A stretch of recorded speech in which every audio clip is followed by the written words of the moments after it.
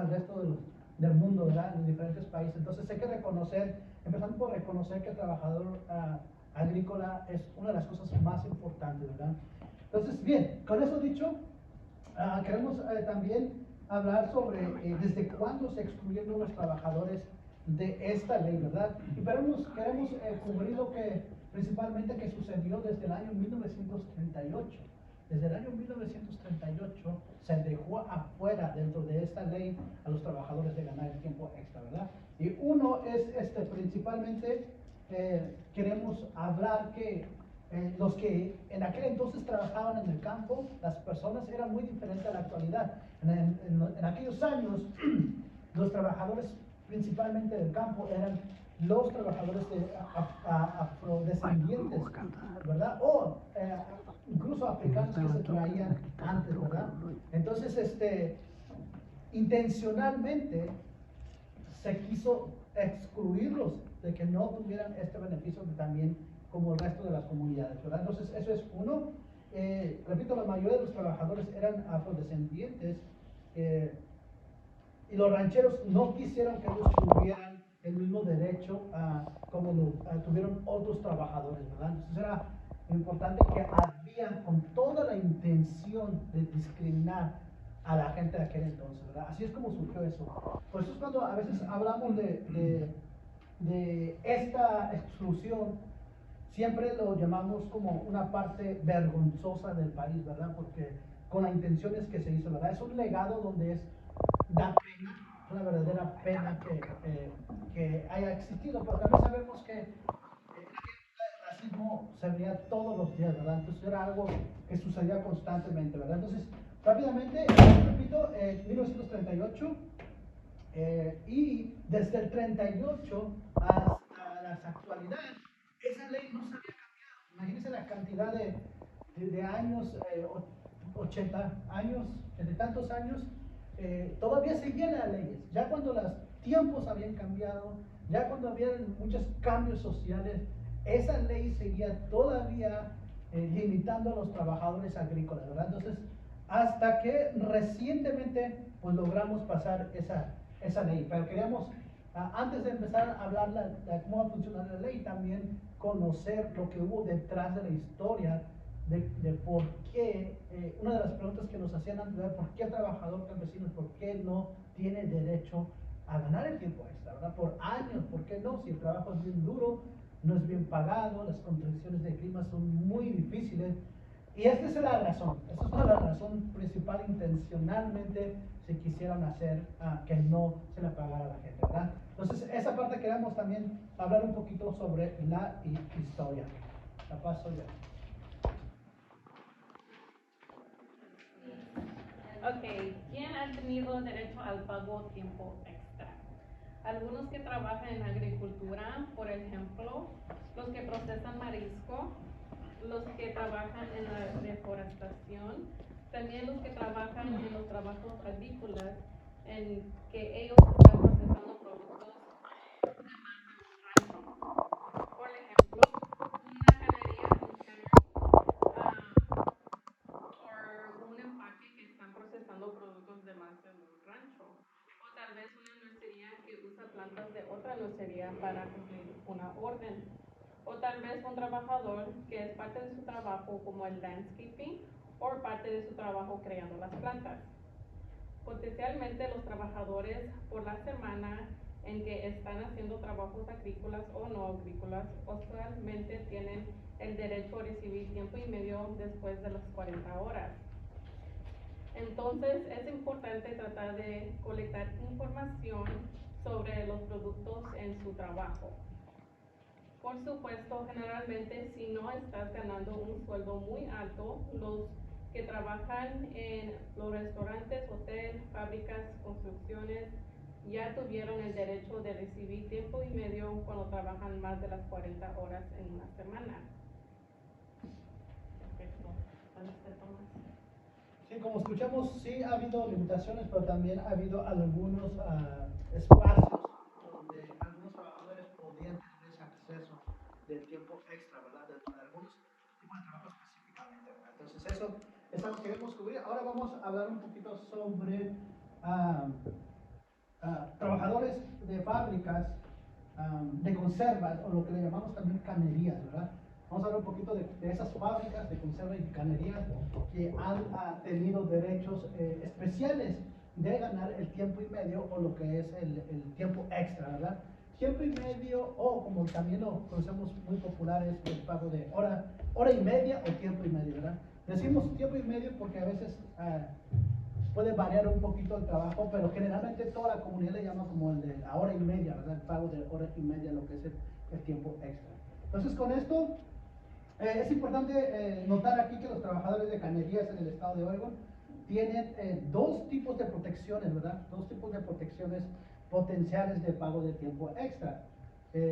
Una de estas es, si es una cañería que está procesando productos, como ya mencionamos, de más de un solo rancho, que traen productos quizás de otros ranchos donde están requeridos a pagar de tiempo extra, y ellos podrían, ¿verdad? Pero eso depende de dónde viene ese producto de la nursería que se está cubriendo, ¿verdad? Entonces, eso es, se le debe generalmente pagar el tiempo extra después de más de 40 horas trabajadas. Esa es una manera. O la manera más fácil de contarlo es que si trabajan 10 horas por día en una semana, ya estamos hablando de que están trabajando 50 horas, ¿verdad? Es una manera también de verlo más, un poco más sencillo. Entonces, es importante poder mantener su horario de trabajo, ¿verdad? Poder llevar cálculos de cuántas horas usted lleva trabajando, ¿verdad? Entonces, eso es un poquito de la información que tenemos de esos trabajadores que reciben ese derecho especial de poder ganar tiempo extra, pero repito, son nurserías que traen hay procesos, plantas, productos de otros lugares, ¿verdad? Esos podrían calificar bajo la ley. Me paso de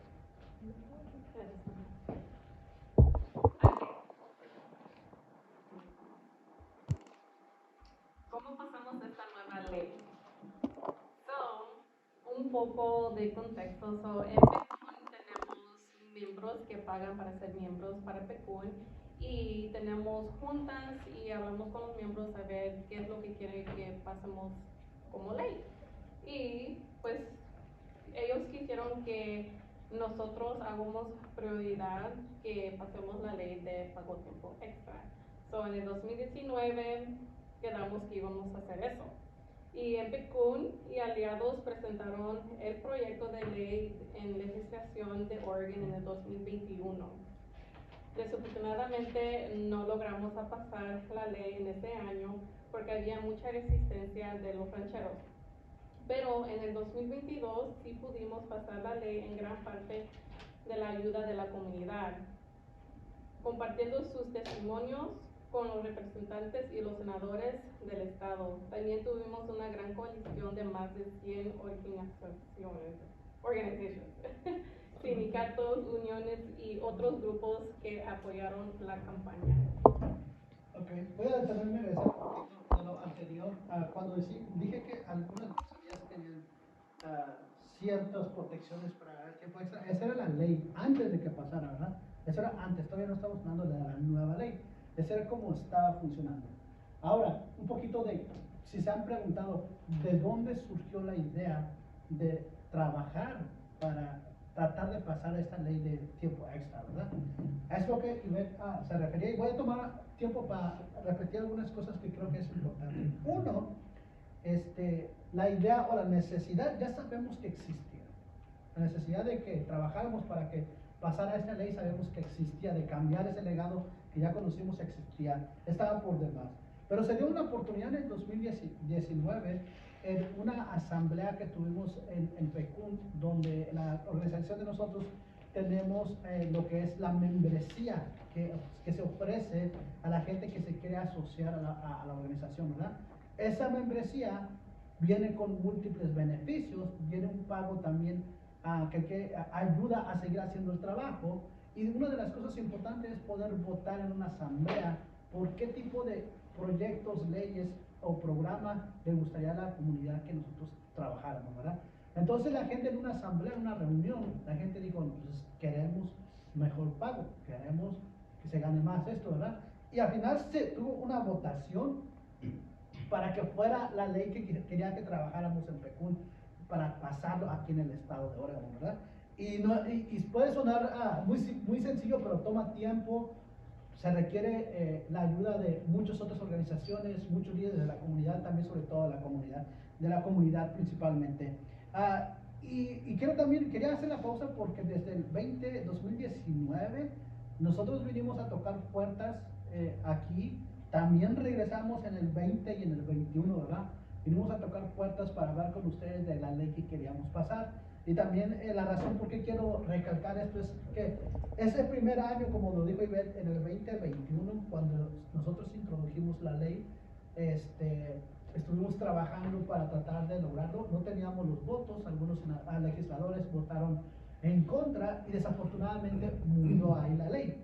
Entonces, nosotros lo que hicimos fue dedicar tiempo y sabíamos que necesitamos pues, más comunidad y más ayuda para lograr pasarlo. Entonces, para el siguiente año nos preparamos para el 2022 y gracias ahora con el apoyo de 100 organizaciones en todo el estado que se unieron a la campaña y muchos de ustedes, porque quizás alguien recuerda aquí que le llamamos sobre esta ley, alguien de aquí recuerda que le llamamos para hablar de esta ley y también de un testimonio y le hicimos algunas preguntas, ¿verdad? Ustedes nos ayudaron porque también el trabajo que ustedes hicieron con esos testimonios nos ayudaron mucho a presionar a los legisladores para que finalmente en el año 2022, el año pasado, en la sesión legislativa logramos pasar esta ley y se convirtió una ley, ¿verdad? Así es como llegamos a tener la victoria que nos tomó tiempo.